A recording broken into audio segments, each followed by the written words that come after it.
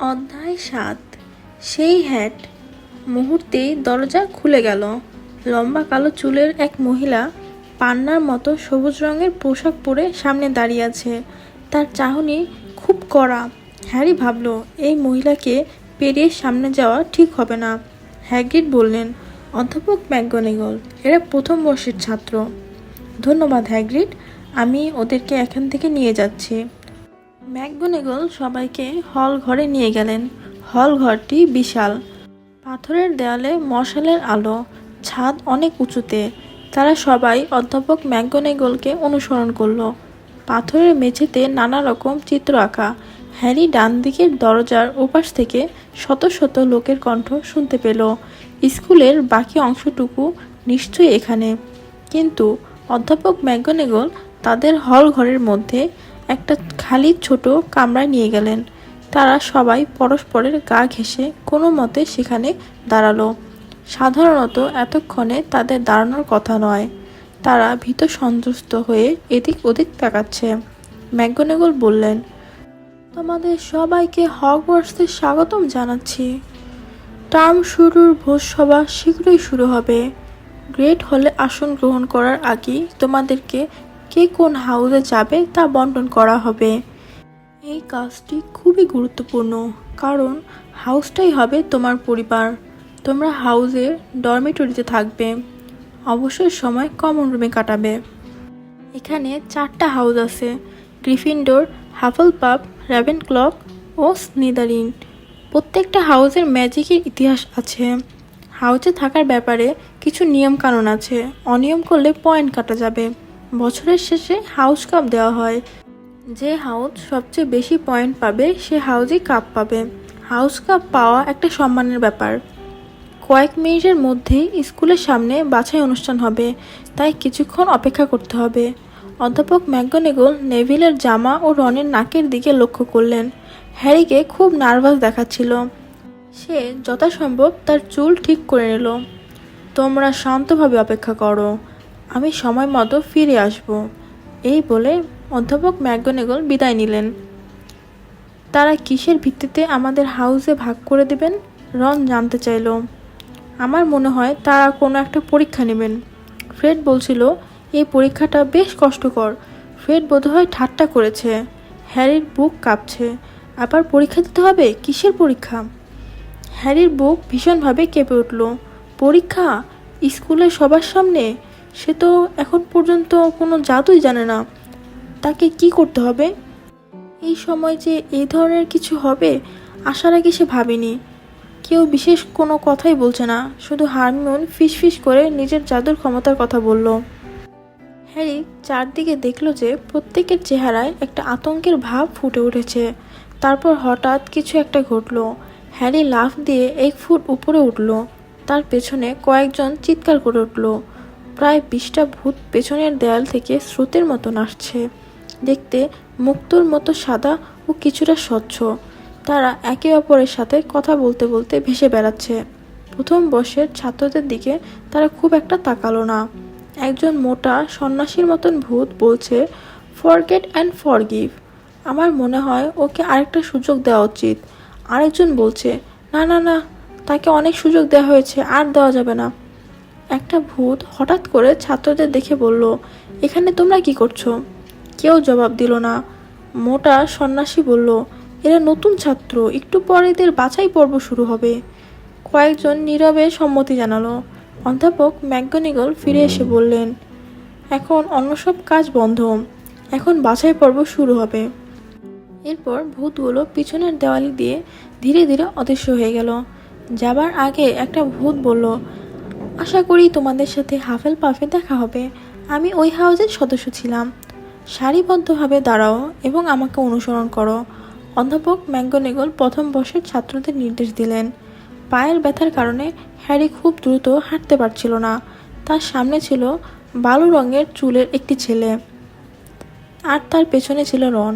তারা কামরা থেকে বের হয়ে হল ঘর পার হয়ে গ্রেট হলে প্রবেশ করল। জায়গাটা খুবই মনোরম। হ্যারি এই ধরনের অপূর্ব সুন্দর জায়গা কল্পনা করতে পারে না। 4টা লম্বা টেবিলের ওপর হাজার হাজার মোমবাতি মৃদু বাতাসে জ্বলছে। মঞ্চে একটা লম্বা টেবিল। অধ্যাপক ম্যাকগোনাগল সহ শিক্ষকগণ এই টেবিলে বসলেন। তাদের দিকে যে শত শত মুখ তাকিয়েছিল, তাদের দেখে মনে হচ্ছিল উজ্জ্বল মোমবাতির সামনে ঘনপ্রভা লণ্ঠন। ছাত্রদের মাঝে দু এক ভূতকেও দেখা যাচ্ছিল। সামনের চেহারাগুলো দেখার জন্য হ্যারি উপরে তাকালো। উপরে সে কালো ভেলভেটের সিলিংও তারা দেখতে পেল।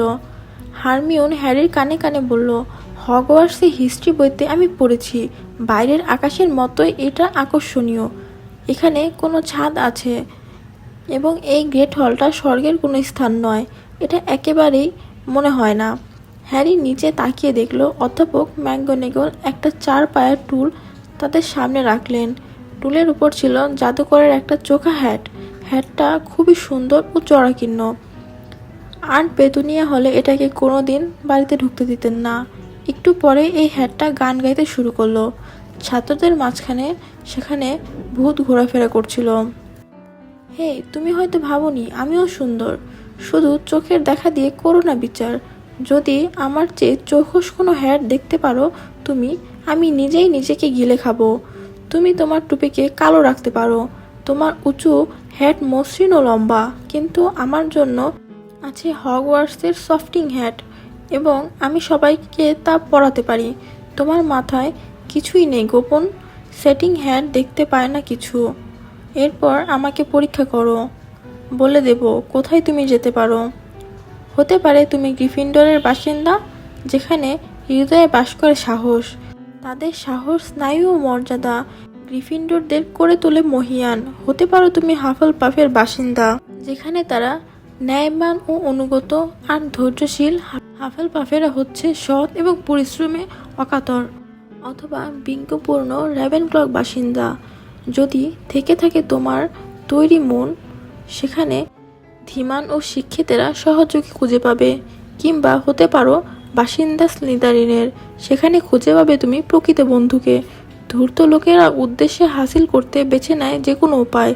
অতএব আমাকে ভয় পেও না, করো না হইচই, তুমি রয়েছো ঠিক নিরাপদ হাতে, যে কারণে আমি হংকি পংকি ক্যাপ।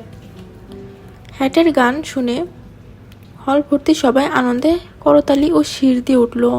হ্যাট সবাইকে অভিনন্দন জানিয়ে চুপ হয়ে গেল। এই হ্যাট নিয়ে কি আমাদের পরীক্ষাও দিতে হবে? রন হ্যারিকে জিজ্ঞেস করলো। হ্যারি খুব নিষ্পৃহভাবে মুচকি এসে বলল, জাদু শেখার চেয়ে হ্যাট নিয়ে নাড়াচাড়া করা আরও অনেক ভালো। হ্যাটটাকে দেখে হ্যারি বুঝতে পারল যে সেটা অনেক গুরুত্বপূর্ণ। তাই হ্যারি হ্যাটটার কাছে যেতে সাহস পেল না। এবার অধ্যাপক ম্যাকগোনাগল 5 মিনিটের একটা ভাঁজ করা কাগজ নিয়ে সামনের দিকে এগিয়ে এলেন। ম্যাকগোনাগল বললেন, আমি যখন তোমাদের রোল কল করব, তখন তোমরা এই হ্যাটটা পরে টুলের উপর বসবে। গোলাপি বর্ণের ও বাদামি চুলের একটা মেয়ে হ্যাট পরল। পরার সাথে সাথেই হ্যাটটা চিৎকার করে উঠল, হাফেলপাফ! ডান দিক টেবিলে সবাই হাততালি দিয়ে আনন্দ প্রকাশ করল। হান্না হাফেলপাফের টেবিলে গিয়ে বসল। হ্যারি দেখল আগে দেখা সেই ভূতটাও আনন্দ প্রকাশ করছে। এরপর ডাকা হলো, বোনস, সুজান, হাফেলপাফ! আবার হ্যাটটা চিৎকার করলো। সুজান হান্নার পাশে গিয়ে বসলো। বুট, টেরি! এবার হ্যাটটা চিৎকার করলো, রেভেনক্লক! বাঁ দিকের দ্বিতীয় টেবিলে সবাই করতালি দিল। টেরি রেভেনক্লর জন্য নির্দিষ্ট টেবিলে বসলো। ম্যাডি ও ব্রকুস হার্ট রেভেনক্ল হাউসে গেল, তবে ল্যাভেন্ডার ব্রাউন গেল গ্রিফিন্ডর হাউসে। বাঁ দিকে দূরের টেবিলটা যেন আনন্দে বিস্ফোরিত হলো। হ্যারি দেখল রনের যমজ 2 ভাই বিদ্রুপ করার শব্দ করছে।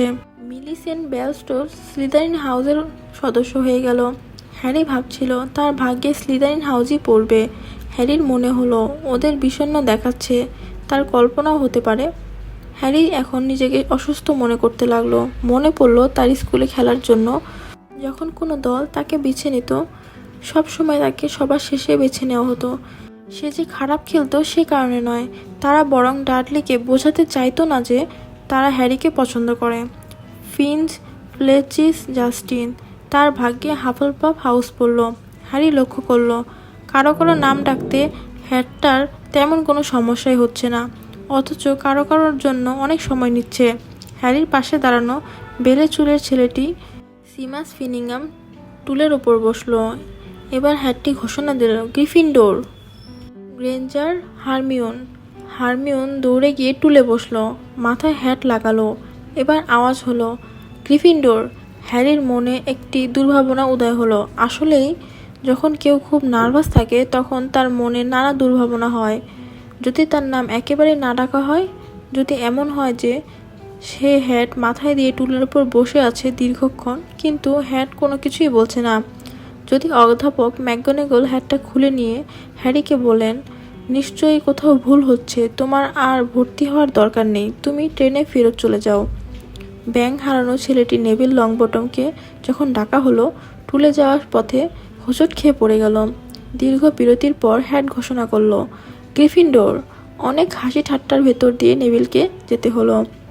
নাম ডাকা হলে ম্যালফয় আগে বাড়ল। মাথায় হ্যাট লাগাবার সাথে সাথেই ঘোষণা এলো, স্লিদারিন। খুশি মনে ম্যালফয় তার বন্ধু ক্র্যাব ও গয়েলের কাছে গেল। আর বেশি নাম ডাকতে বাকি নেই। তারপর ডাকা হলো মুন, নট, পার্কিনসন, যমজ বোন, পাতিল ও পাতিল। এরপর পার্ক, স্যালি ও অ্যানকে। প্রায় শেষের দুজনে একজন আগে ডাকা হলো হ্যারিকে, পটার, হ্যারি। যেই হ্যারি এগিয়ে গেল অমনি গুঞ্জন শুরু হলো, পটার? তিনি কি ঠিক তাই বলেছেন? Harry Potter? হ্যাট পরার আগে হ্যারি দেখল সবাই তাকে ভালো করে দেখার জন্য উঁচু হয়ে তাকাচ্ছে। পরের মুহূর্তে সে হ্যাটের ভেতর কালো রং দেখতে পেল। হাম করে কানে এলো, কঠিন, খুব কঠিন, অনেক সাহস, মনটাও খারাপ নয়, প্রতিভাও আছে, কিছু করার আগ্রহও আছে। হ্যারি টুলের কোণা শক্ত করে ধরে উচ্চারণ করল, না, স্লিদারিন না, স্লিদারিন না। শটটি তাকে বলল, তুমি তাহলে স্লিদারিন হাউসে যেতে চাও না? তুমি ভালো করে ভেবে দেখো, স্লিদারিন হাউসে তোমাকে সাহায্য করবে, স্লিদারিন হাউস তোমার জন্য কল্যাণকর হবে। আর যদি স্লিদারিন হাউসে তুমি একেবারে যেতে না চাও, তাহলে তোমাকে গ্রিফিন্ডর হাউসে দেওয়া হবে। হ্যাটের কাছ থেকে ঘোষণা শুনে হ্যারি মাথা থেকে হ্যাটটা নামালো। তারপর ধীরে ধীরে গ্রিফিন্ডর টেবিলের দিকে অগ্রসর হলো। স্লিদারিন হাউসের বদলে গ্রিফিন্ডর হাউস পাওয়ায় হ্যারি বেশ স্বস্তি বোধ করছে।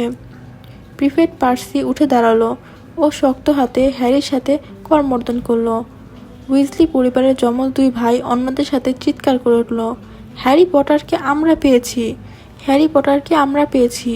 আগে দেখা ভূতগুলো উল্টো দিকে হ্যারি বসলো। ভূতটি মৃদুভাবে হ্যারির কাঁধে চাপড় দিল। হ্যারি এখন উঁচু টেবিলটা ভালোভাবে দেখতে পাচ্ছে। হ্যারি হ্যাগ্রিডের কাছাকাছি বসলো। হ্যাগ্রিড বুড়ো আঙ্গুল দেখিয়ে হ্যারিকে অভিনন্দন জানালো। একটি সোনার চেয়ারে বসে আছেন আলবাস ডাম্বলডোর। হ্যারি তাকে চিনতে পারল।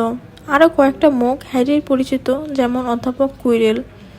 হাউস বাছাইয়ের জন্য আর মাত্র 3 জন বাকি। তারপিন লিসা গেল রেভেনক্লক হাউসে। তারপর রনের পালা। রনের মুখ শুকিয়ে সবুজ হয়ে গেল। ওর জন্য হ্যারির টেবিলের তলায় ফিঙ্গার্স ক্রস করলো। হেড ঘোষণা করলো, গ্রিফিন্ডোর। আনন্দে হ্যারি অন্যদের সাথে মিলে হাততালি দিল। রন হ্যারির পাশের চেয়ারে ধপাস করে বসে পড়ল। সাবাস রন, চমৎকার। হ্যারির পাশে পার্সি উইজলি হর্ষধ্বনি করল। জেবনি ব্লেজ গেল স্লিদারিন হাউসে। অধ্যাপক ম্যাকগোনাগল রোল কলের কাগজ গুটিয়ে হ্যাট তুলে নিয়ে ঘোষণা দিলেন, বাছাই শেষ। হ্যারি তার স্বর্ণের থালার প্রতি দৃষ্টি দিল। সে এই প্রথম অনুভব করল সে যে খুব ক্ষুধার্ত। সে কদুর পেস্টটি তুলে নিল। আহ, কি মজা! আলবাস ডাম্বলডোর উঠে দাঁড়ালেন। 2 হাত বাড়িয়ে তিনি বললেন, নবীন ছাত্রগণ, তোমাদেরকে জানাই স্বাগতম। এই হগওয়ার্টসে তোমরা স্বাগতম। আমাদের খাবার পর্ব শুরু হওয়ার আগে আমি 4টি শব্দ উচ্চারণ করব। সেগুলো হলো নিউটস, ব্লুবার, অ্যাডমেট অ্যান্ড টুইক। ধন্যবাদ। তিনি বসলেন। সবাই হাততালি ও হর্ষধ্বনি দিয়ে তাকে অভিনন্দন করল। হ্যারি ঠিক বুঝে উঠতে পারল না এখন কি করবে। উনি কি পাগল? হ্যারি পার্সিকে জিজ্ঞেস করলো। পার্সি বলল, কি বলছো তুমি? তিনি তো এক অসামান্য প্রতিভা। তিনি এই পৃথিবীর শ্রেষ্ঠ জাদুকর, একজন অসাধারণ ব্যক্তি। অবশ্য অসাধারণ ব্যক্তিরা একটু আধটু পাগলই হয়। তোমাকে আলো দেবো হ্যারি? হ্যারি খিদে পেয়েছে, সামনে খাবারের পাহাড়। খাবার কি নেই? রোস্ট, চিকেন, ল্যাপচপ, সসেস, শুকরের মাংস, আলু সেদ্ধ, পুডিং, আরও নানা রকম সস। ডার্সি পরিবারে হ্যারিকে অনাহারে থাকতে হয়নি, তবে সে কখনোই পেট পুড়ে বা ইচ্ছে মতো খেতে পারেনি। তার পছন্দের খাবার তার কাছ থেকে সবসময় ডাডলি কেড়ে নিত। এই মুহূর্তে হ্যারির খুব খিদে পেয়েছে। সে একটা প্লেটে সব খাবারই অল্প অল্প করে নিতে শুরু করলো। পাশ থেকে ভূত তাকে লক্ষ্য করছিল। ভূতটা বলল, এগুলো খুবই সুস্বাদু। তুমি খাবে না? হ্যারি ভূতকে বলল। আমি প্রায় 400 বছর ধরেই কিছু খাইনি। ভূতটি জবাব দিল, আমার এখন খাবার প্রয়োজন নেই, তবে সুযোগ পেলে কে ছাড়ে। আমি তো এখন আমার পরিচয় দিইনি। আমার নাম স্যার নিকোলাস দ্য মিমসি পপিংটন। আমি তোমার সেবায় নিয়োজিত। আমি গ্রিফিন্ডর হাউসের আবাসিক ভূত। আমি তোমাকে চিনি। হঠাৎ করে রন বলে উঠল, আমার ভাই তোমার কথা বলেছে। তুমি তো মুন্ডহীন গলা। আমাকে স্যার নিকোলাস দ্য মিমসি বলে ডাকবেন, আমি খুশি হব। ভূত বলল, মুন্ডহীন? কিভাবে তুমি মুন্ডহীন হলে? বেলে চুলের সিমাস ফিনগিগান জিজ্ঞেস করলো।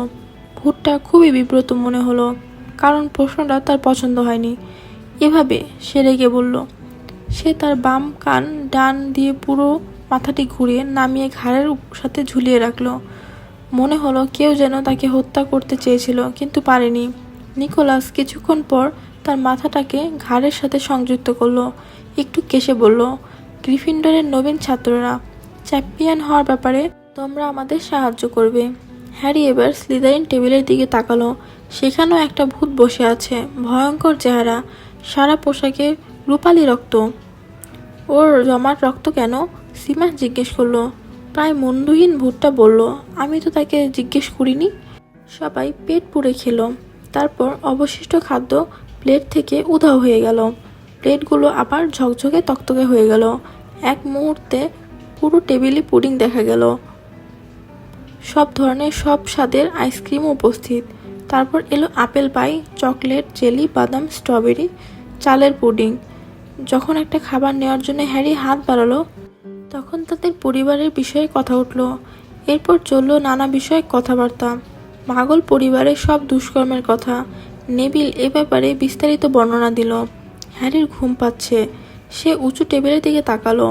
তারপর ম্যাকগনেগল ডাম্বলডোরের সাথে কথা বলছে। অধ্যাপক কুইরেলের মাথা একটু অদ্ভুত পাগড়ি। অধ্যাপক কুইরেল কথা বলছেন চকচকে কালো চুলের এক শিক্ষকের সাথে।